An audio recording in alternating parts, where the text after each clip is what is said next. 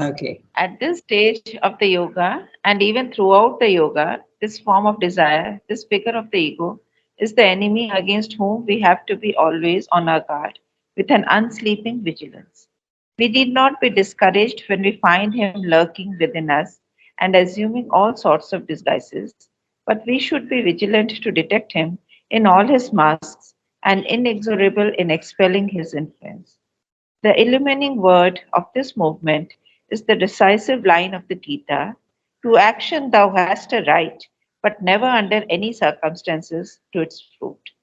The fruit belongs solely to the Lord of all works. Our only business with it is to prepare the success by a true and careful action and to offer it, if it comes, to the Divine Master. Afterwards, even as we have renounced attachment to the fruit, we must renounce attachment to the work.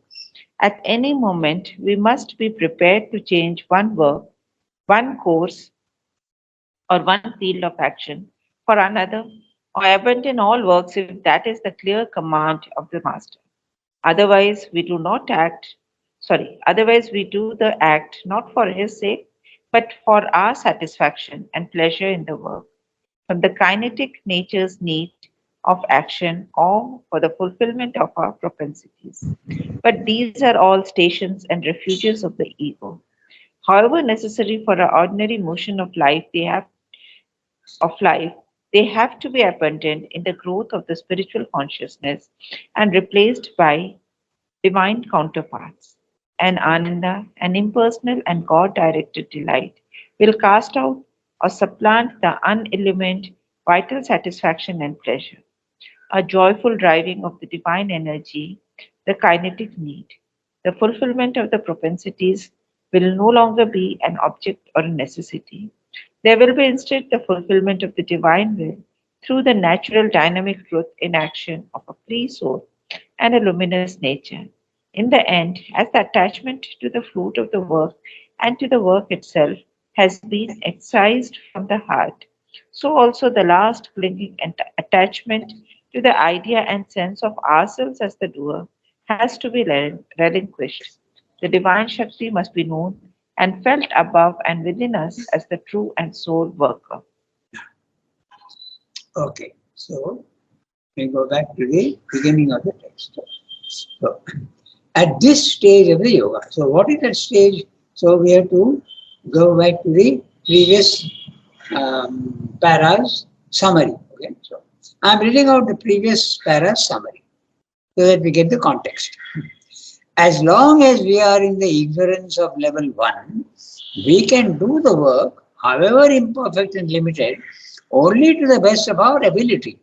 We can't get the supreme will, we don't know. So we, according to our best ability, we have to always act at the height of one's consciousness. Man feels that this work that he is doing with some idealism is the most important and the noblest, but ignores the spirit in which the work should be done.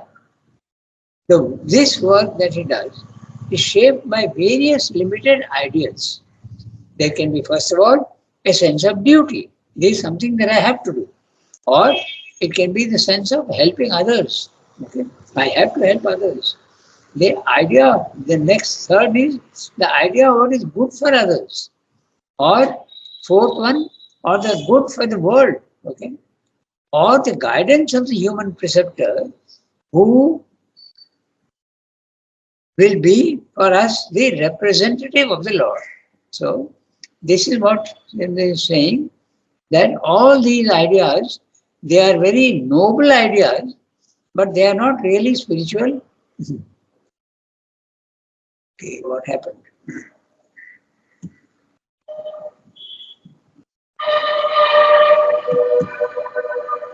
I seem to have lost it.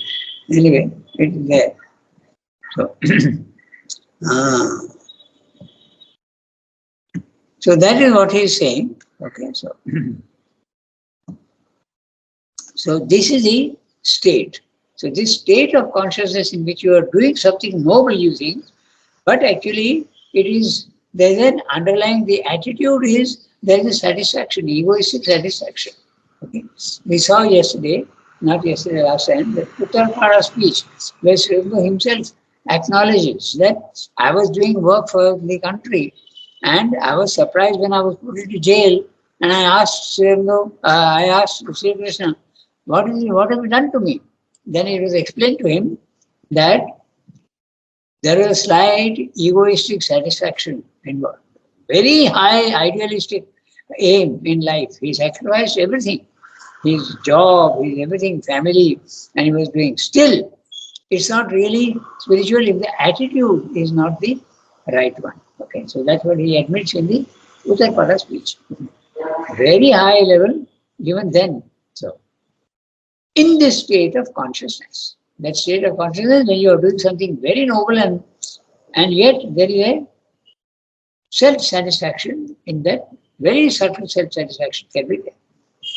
In this state of consciousness, the infinite becomes to us the primal, the actual reality, the one thing immediately and sensibly true. Okay, your limited thing disappears. It becomes impossible for us to think of or realize the finite apart from our fundamental sense of the where is it gone? In the fundamental sense of the infinite. So, in which alone the finite can live, can form itself, can have any reality or duration. All petty, small motives, all those things disappear altogether. That's what Sri is saying. The infinite only is real and the finite disappears. So long as this finite mind and body are to our consciousness the first fact of our existence, which means that we identify ourselves with the body, mind, life, and the foundation of all our thinking, feeling, and willing. And so long as things finite are the normal reality from which we can rise occasionally or even frequently to an idea and sense of the infinite, we are still very far away from the gnosis. Okay, so in other words, so long as you think that the appearances in the physical world, the forms, are the reality, and secondly, you are identified with your body, mind, life, you are very, very far away from the gnosis. Even if you have had spiritual experiences, that's what Sadhguru is saying. In the plane of the gnosis, the infinite is at once our normal consciousness of being. So, in the plane of the gnosis, when you are in the even when you are in the cosmic consciousness, the infinite is more real to you than the finite. But it may be partial or it may be experienced in bits and pieces. But when you go to the supermind, it is absolutely permanent. The sense of the infinite is permanent. That's what it is. So, if not, we are still very far away from the gnosis. In the plane of the gnosis, the infinite is at once our normal consciousness of being, its first fact, our sensible substance. This substance of the infinite is very, very, very, very subtle. But that's the truth. That's what we experience. It is very concretely to us there, the foundation from which everything finite forms itself, and its boundless, incalculable forces are the origination of all our thought, will, and delight. You see that everything is coming from that. That's the origin. Ranganath, are you Yeah. reading? Are you reading the summary or you are reading this para? No, Because this is not the para which. I am reading the para. My No, summary. this is not the para. Oh, I'm At sorry. this stage of yoga is the para. Yeah. Next para, I think, Rangada, you are reading. I will just one second. That summary that I was doing has disappeared. I'll have to redo it, and that's why I got confused. So the para which I have to read now is in this state of consciousness. No, at this stage of yoga. Oh, just one second. Okay. You know, I don't have the book now, so I see only one page at a time and not even the full page. So it gets complicated. Yeah. At this stage, okay, I'll read that.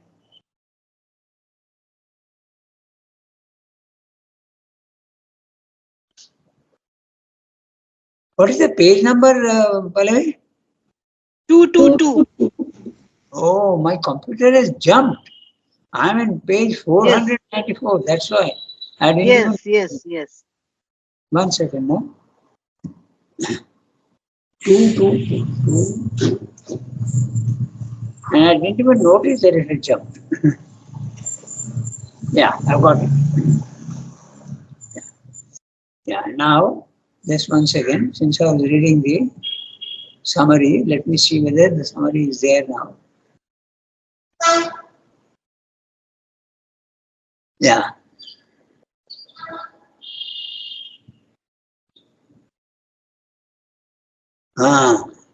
There's a lot there. Okay, so I continue reading the summary and then I'll come to this at this stage. Okay, so we read up to we do action by the sense of duty or the sense of helping others or the idea of what is good for others or for the good of the world. All these things we follow. Okay, so then this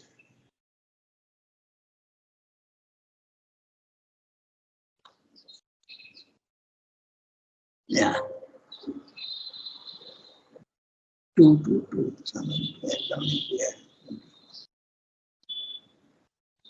That's right. So he's saying, whatever be the source of action, we just several sources of action, helping others, helping mankind, helping the country, okay, helping something, what you think is the right thing to do, whatever be the source of action, the basic principle is the same.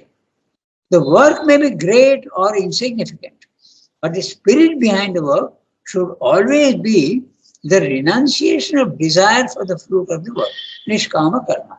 So, whether the work is small or big is not the thing. You can even be wiping the floor in dining hall or simply wiping the dishes, okay? That also, but you get a satisfaction that, I've done the work very well. That should not be there. Now, all the vast work of trying to get freedom for the country, okay? So, the spirit is the same. You do it without desire. There should never be any attachment to the work itself. At any time, if circumstances necessitate the giving up of the work, there should never be any attachment, no hankering, no sense of deprivation. It should be glad, calm, withdrawal. So, the example that we were seeking, Sri Aurobindo in the independence of India. Okay, he himself says that there was a little bit of a resentment when he was put into jail. The sacrifice of the Karma Yoga should always be directed to the divine. But the presence of lingering attachment to that particular work indicates that the work we are doing is for egoistic self-satisfaction and not for the divine. But this truth may not be easy to see and we are only deceiving ourselves. We may fool ourselves by thinking that it is for the divine or the larger collectivity outside ourselves. Then the divine is only a mask for our ego. Okay, that's what he's saying.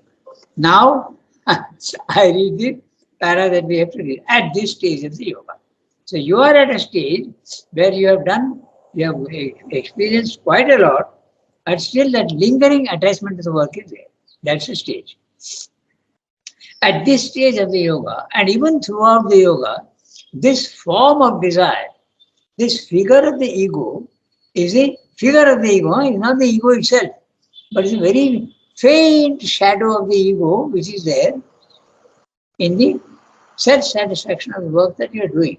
This figure of the ego is the enemy against whom we have to be always on our guard with an unsleeping vigilance. It comes in very, very subtle ways.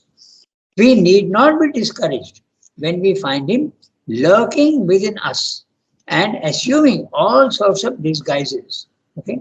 But we can, with our honesty and straightforward frankness, we can uncover his disguise. Okay? And then there is really a satisfaction that, oh, so how the capacity to fool ourselves is really very, very great in the vital.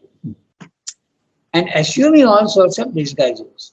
You remember, Siddhanta used the word charlatan, imposter. The vital does all sorts of tricks to deceive. But we should be vigilant to detect him in all his masks and inexorable in expelling his influence. The illumining word of this movement is the decisive line of the Gita. To action thou hast a right, but never under any circumstances to the fruit. Karmanyevadhikarasya ma phaleshu padachana. The fruit belongs solely to the Lord of all works. Our only business with it is to prepare success by true and careful action and to offer it, if it comes, to the Divine Master. What if it comes? The success. If the success doesn't come also, you should remain absolutely unperturbed and not discouraged. But if it comes also, don't take the credit for it, give it to the Lord, to the Divine Master. Afterwards, even as we have renounced attachment to the fruit, we must renounce attachment to the work itself. At any moment, we must be prepared to change one's work, one course or one field of action for another, or abandon all works if that is a clear command of the Master. Give up all work. Okay, in fact, in Sriramda's case also that happened. He was sent away to Pondicherry and he had no work at all. Okay, no work that he was doing before. So he started reading the Vedas. He started the Rig Vedas. He started studying Tamil. He started studying. Okay, and most of the time he was walking up and down, concentrating in Pondicherry at that time. 1910 to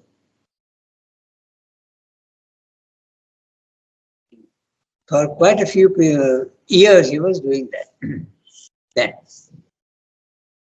otherwise, so where's it gone? Afterwards, even as we have renounced attachment to the fruit, we must renounce attachment to the work itself. At no moment we must be prepared to change one work, one course or one field of action for another, or abandon all works if that is a clear command of the Master. Otherwise, we do the act not for his sake, but for our satisfaction and pleasure in the work. There is an attachment to the work, then we are doing it for ourselves.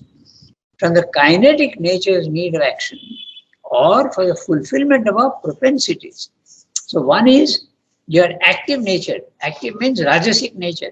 It is forcing you to act. Okay, that's one way you continue to work.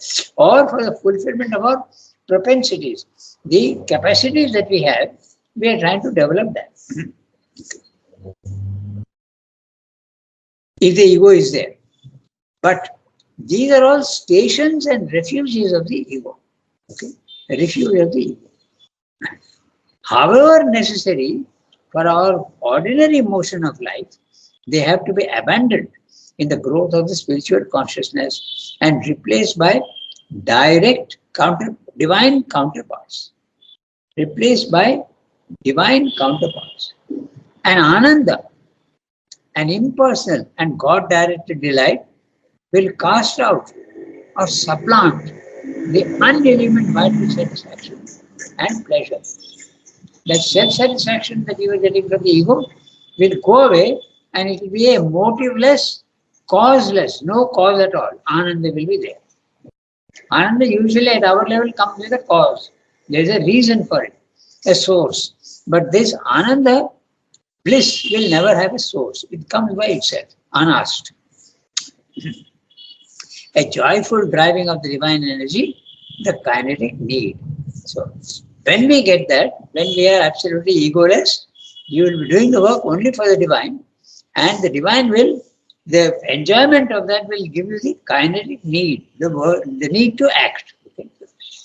The fulfillment of the propensities will no longer be an object or a necessity. There will be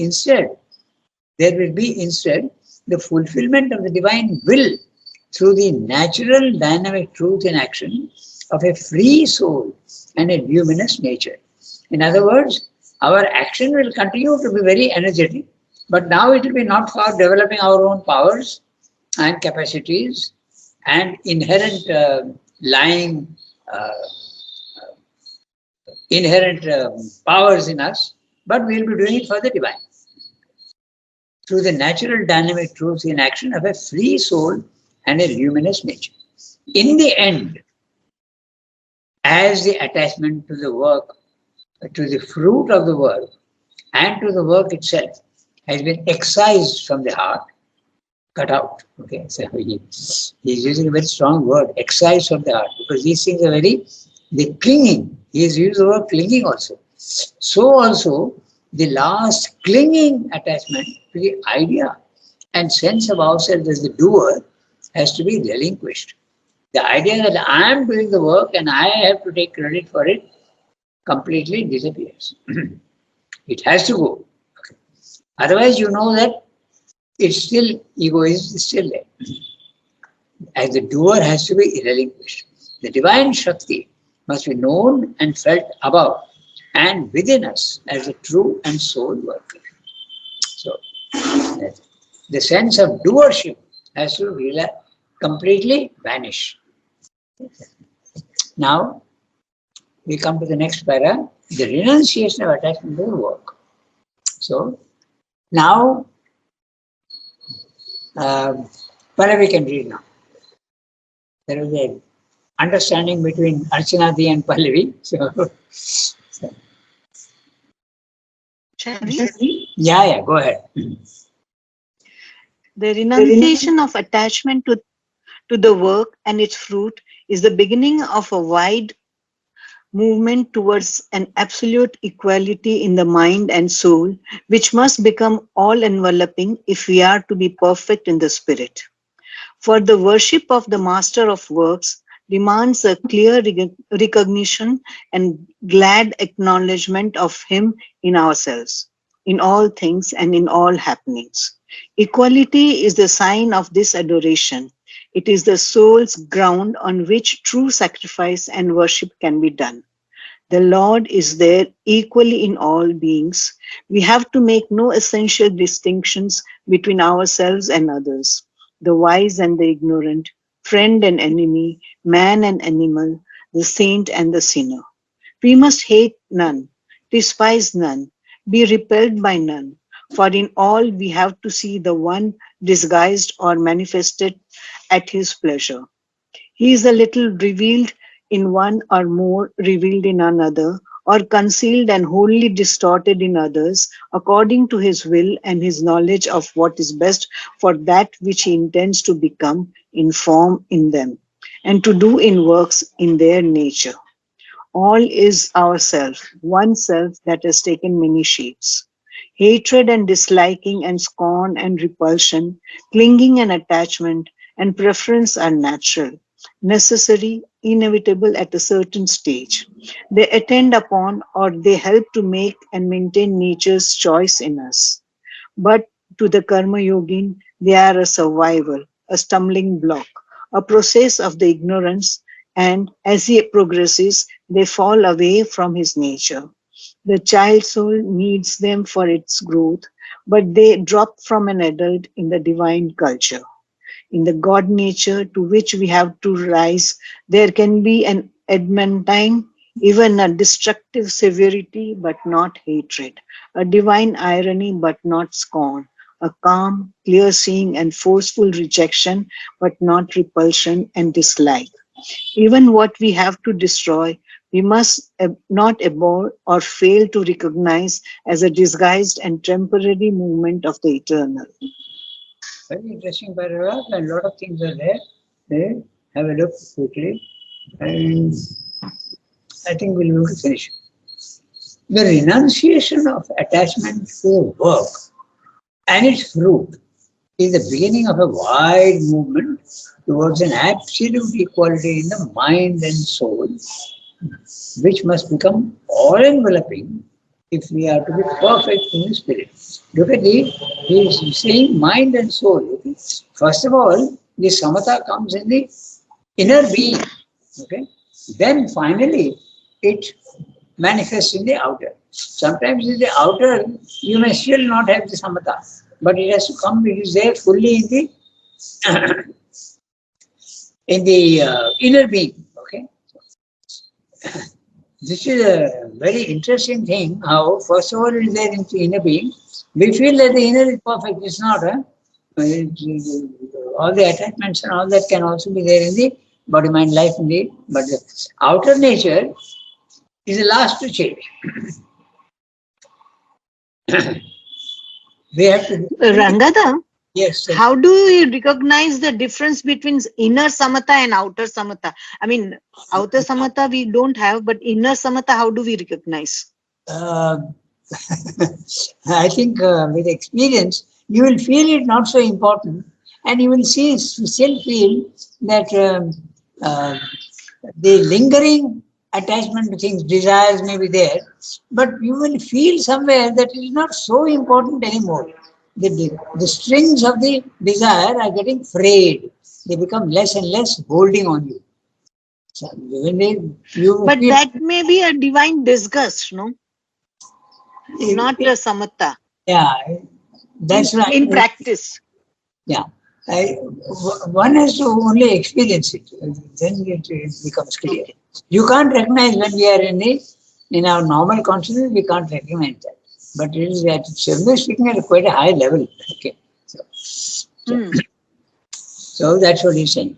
Now, for the worship of the master, yeah, We can say samatha is like when your heartbeat increases for unnecessary things, your samatha is gone, and when you are peace at any level, the samatha is there with you. yes, that is okay. When there is a violence, That is the outer samatha. Then in The fact, even outer we one. also heartbeats, our heartbeats increase and everything happens. We can feel that vibration in our body. When we get angry, we feel that we are shaking, we become red. All this is because inner we have some uh, inner from it. It comes from inside only, no. So when at any moment we are in a peace, still, quiet, that is a samatha. Whatever loss we occur, somebody blame us, somebody. Ranganath, ah, yes, tell me. That may be can a uh, disguise only. Shilpa is talking of the non-samatha. Okay, when your heart goes Ah, clearly that we are not. Okay. That is the Ranganath, outer samatha. No, inner samatha is different. No, so this is what I'll tell you. Sometimes you feel, "Arey, I am still having this desire, but inside I am not at all bothered about it. Why is this desire still lingering in the outer nature?" You feel like that. That is the inner samatha is growing. Okay. Okay. Ranganath, Yes, tell me, Archana. can we say, I mean, just a way, that when we have to think or mentally we have to decide that, okay, this has happened, but we should not get worked. But Yeah. then there are times, or there comes a stage, maybe, I don't know, but there are times when you don't have to think. You just accept it as something coming from the divine, Yes. negative or positive. So I Yes. think the No, but both the feelings are different. You Yeah. don't have to think in but one. it You can don't have to take a mental decision. Yeah. Let me complete first. but that Yes. You can be don't a have to complete tamasic attitude also, no? That can tamasic. be a tamasic attitude. It can come from tamas. Uh, They are not bothered in that I think the sense. feeling is different, Pallavi. I can, I mean, I don't know how to put it. Maybe next time I'll get no, better. no. What Pallavi No, is saying maybe if you is okay, no, if but we have it's samatha with little pleasure or inner happiness, then maybe it is samatha. But if it is with little, uh, won't care less attitude, then that may be a Indifferences. tamasic thing. Indifference. Yes, indifferent Indifference. thing. Yes, So this what I'm yes. telling is it makes a difference.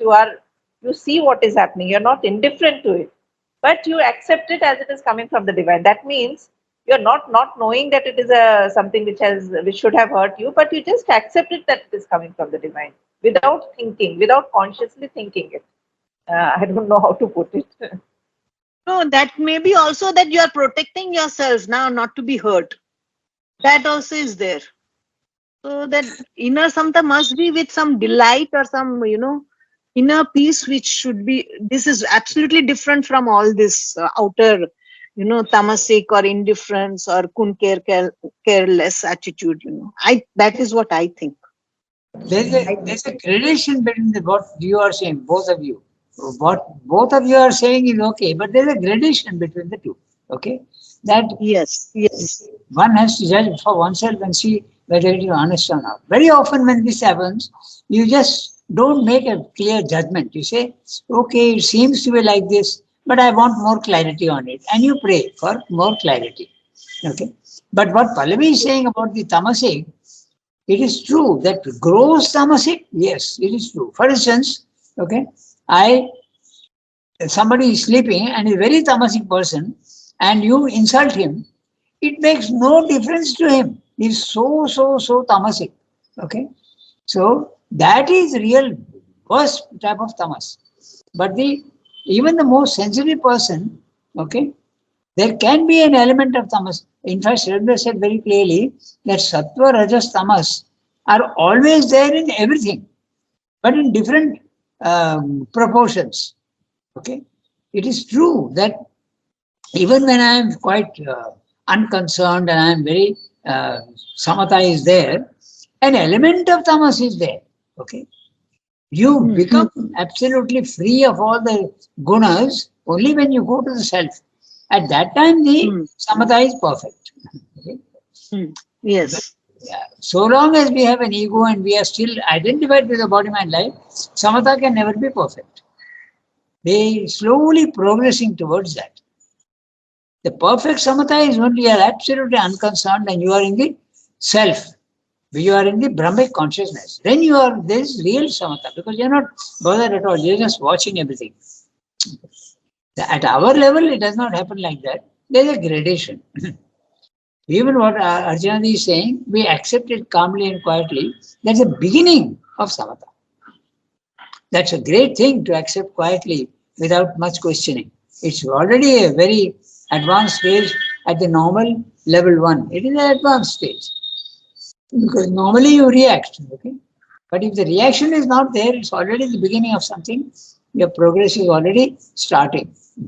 So, all No, this, but that, not reacting to things, maybe, it may be a cover for inner frustration and hiding of, dislike or something. oh yes, what you're saying is So, true. The synthesis, if you remember, okay, there are many disguises of samatha. I'll give one or two. yes. Okay, I'll give you one or two which Sandra has given himself. Okay, one is that that story of the fox and the sour grapes. Okay, the fox is Yes. jumping to get the grapes and does not succeed, and the fox comforts itself and consoles itself by saying, "Arey, why am I bothering so much about it? They are sour anyway." Okay, so this is a Yes. self-deceit. You wanted it and you didn't get it. So now you say, oh, it doesn't make any difference to me. Okay. Yes. This is one uh, disguise of samatha. Okay. The other disguise of samatha is pride. Okay. You Yes. wanted to win and you don't win, and you console yourself by saying, oh, it doesn't make any difference to me. It doesn't matter. That's also a disguise of samatha. So samatha has Yes. got many disguises. That's exactly what we've been talking about, the disguises. Huh? So all this is there. Or there's also the tamasic attitude. It makes no difference to you because you're tamasic, tremendously tamasic. So all these are disguises of the tamasa, the samatha. The real samatha is only when you go to you lose your identification with body, mind, life, and you go to the self. There it is really samatha.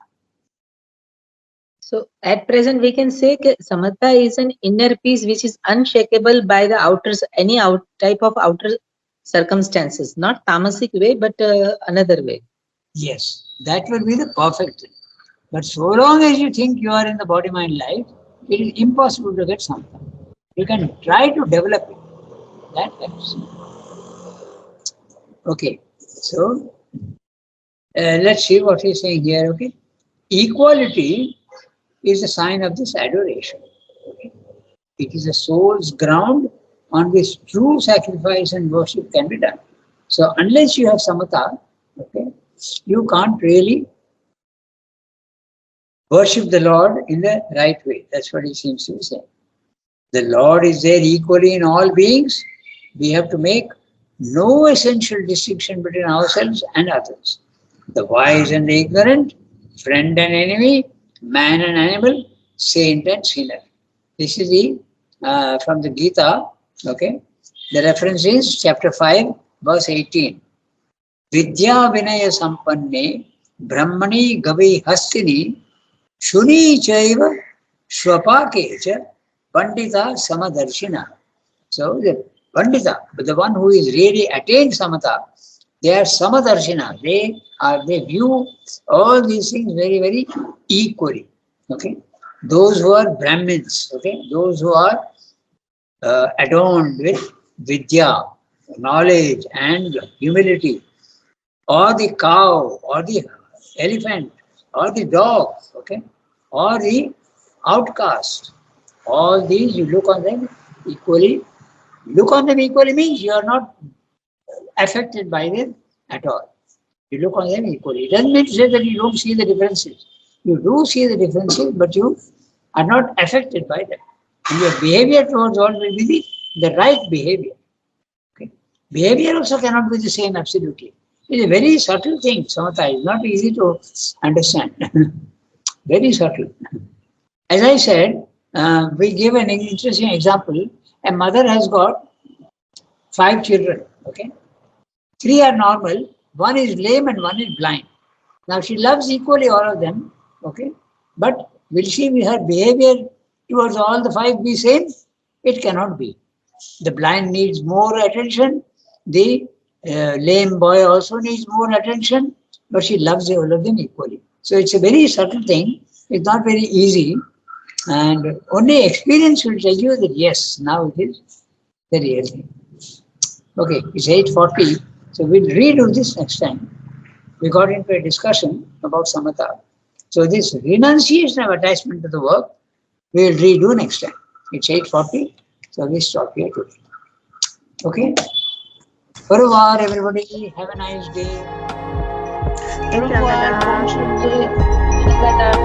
Bless you.